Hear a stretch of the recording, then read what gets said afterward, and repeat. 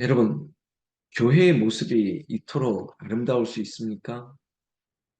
그러니까 예수 그리스도의 부활 이후에 탄생한 이 교회 공동체의 모습을 오늘 누가는 우리에게 알려주고 있는데요. 여러분 모여서 기도하니까 특히 예수 그리스도의 복음, 그 복음의 능력으로 기도할 때 땅이 진동하면서 성령의 은사들이 나타났습니다. 여러분, 그런 보여지는 은사들뿐만 아니라 하나님께서는 예수의 이름으로 빌기를 다함에 사람들의 마음이 담대해졌습니다. 예수 그리스도의 이름의 능력으로 담대하게 하나님을 전파하는 그 복음 증인으로 또한 새롭게 되었습니다. 교회의 기도는 힘이 있습니다. 능력이 있습니다. 우리 각 사람이 기도고 교회가 모인 우리의 공동체가 예수의 이름으로 기도할 때 하나님의 능력이 임재하는 것이죠.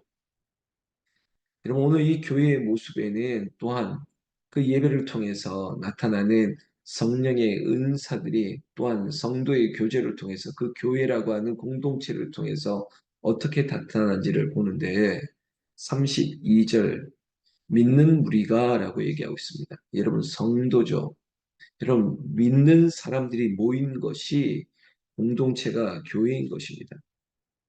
그런데 그 공동체에서 한 마음과 한 뜻이 되었다는 것이죠. 교회는 다양한 사람들이 모이고 있습니다.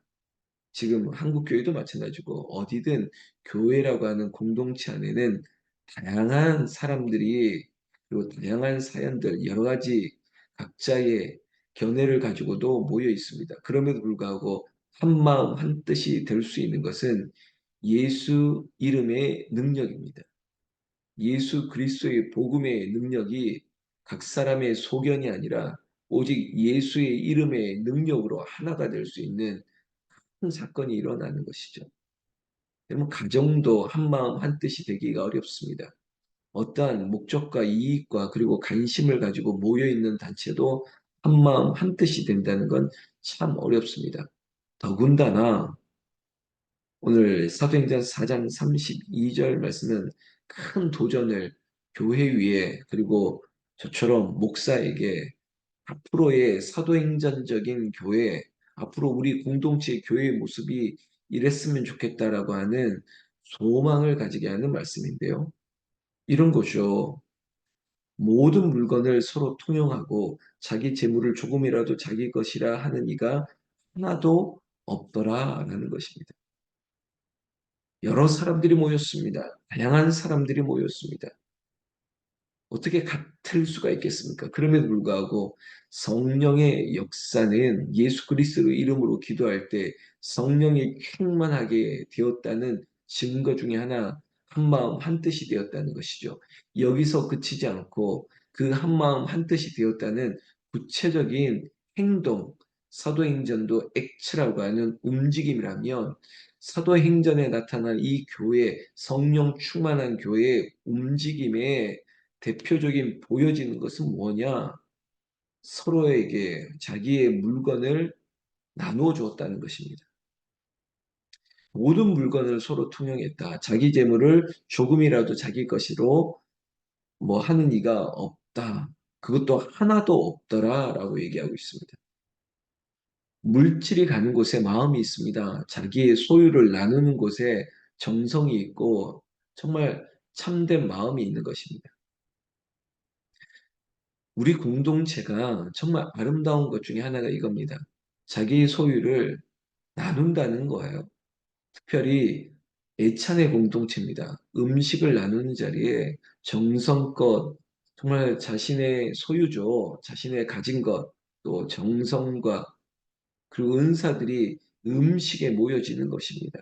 그리고 그것을 아낌없이 나누는 거예요. 가족들과 나눈 거죠. 혈연으로 맺어진 가족뿐만 아니라 이 하늘나라 영가족들도 하나가 되다 보니 아낌이 없는 것입니다. 부족함이 없는 것입니다. 그리고 내 것을 다 드리고 싶은 정성이 담겨 있는 것이죠.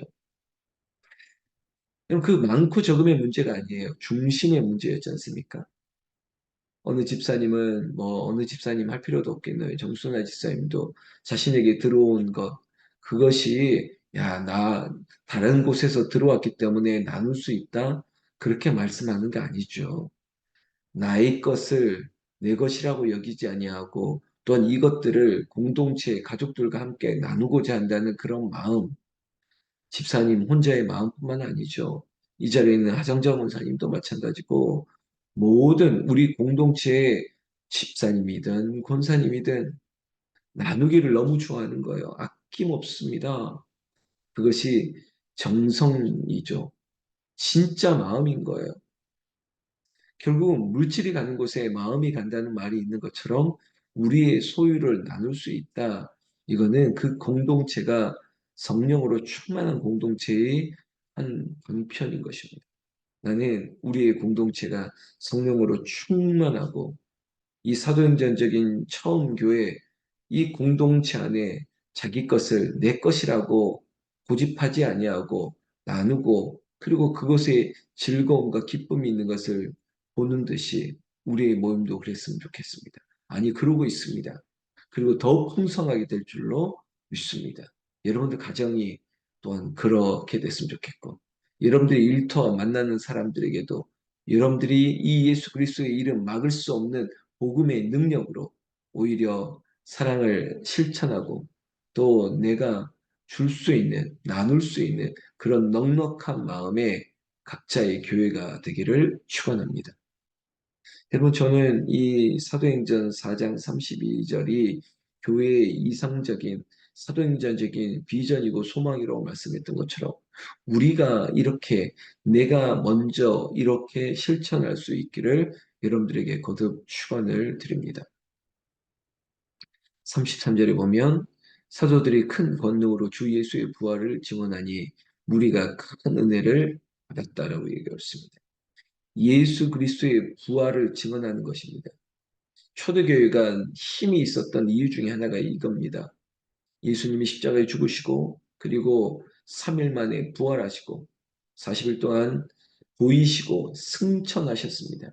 이 확실한 이 확실한 사실을 목도했고 그리고 주와 함께 더불어 계셨던 있었던 사람들 승천했던 예수님 다시 오시겠다고 약속하시면서 보혜사 성령을 보내신 그 주님을 예수 이름을 증언할 때 이때 능력이 나타나는 것이죠.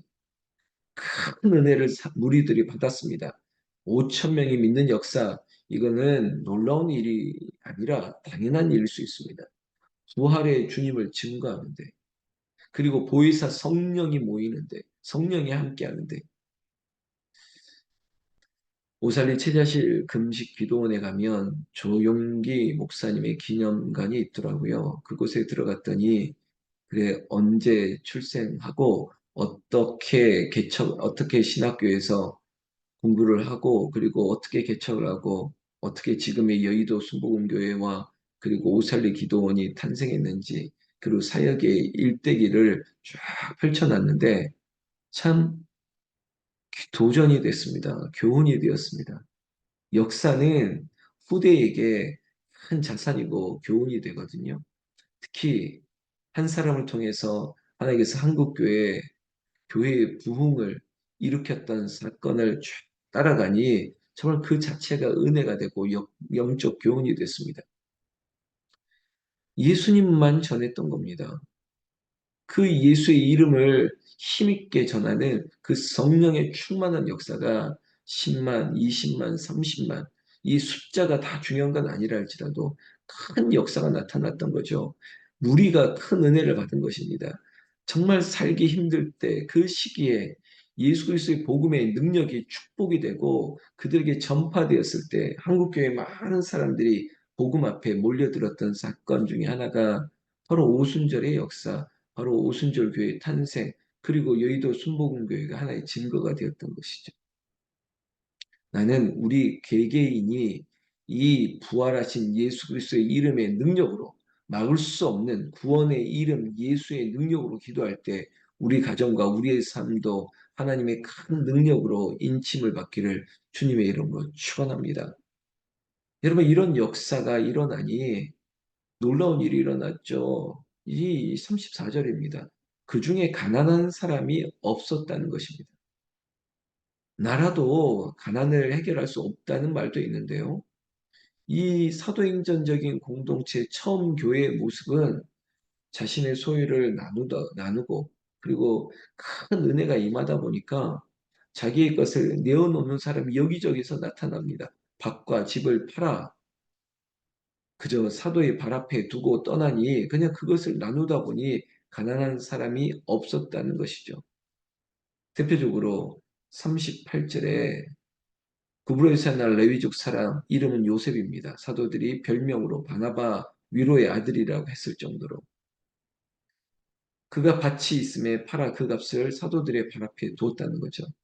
그런 대표적인 한 인물을 우리에게 소개하고 있습니다. 온전한 헌신의 대표적인 이름 바나바 위로의 아들이라고 했던 요셉입니다.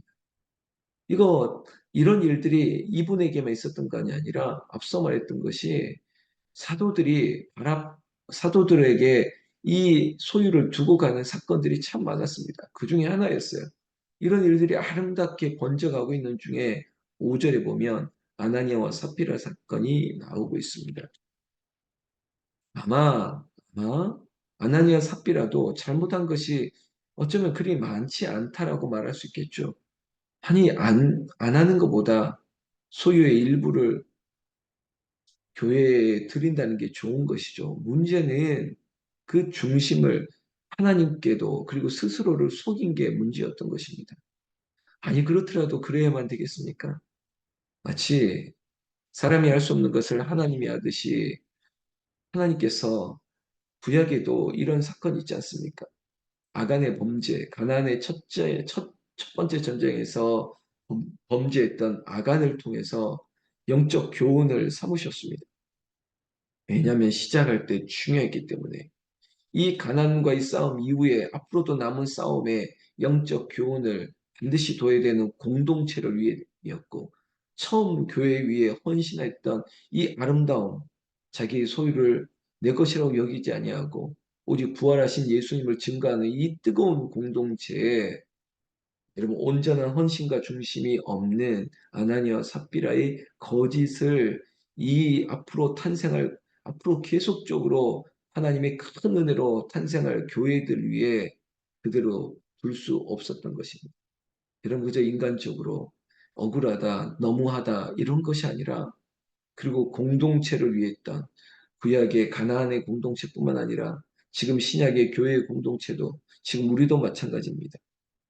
내 이익과 내 자존심과 내 생각으로 이루어지는 일이 아니라 오직 예수 그리스도의 이름으로 온전하심으로 하나님에게는 전심으로 이웃에게는 진심으로 온전함으로 소유 많고 적음을 예수님이 논하지 아니했던 것을 알기에 거짓의 영이 우리에게 들어오지 않도록 온전한 헌신과 기쁨이 있어야지 그저 자존심과 내 체면을 위한 가식이 우리 안에 들어오면 안 된다는 것입니다.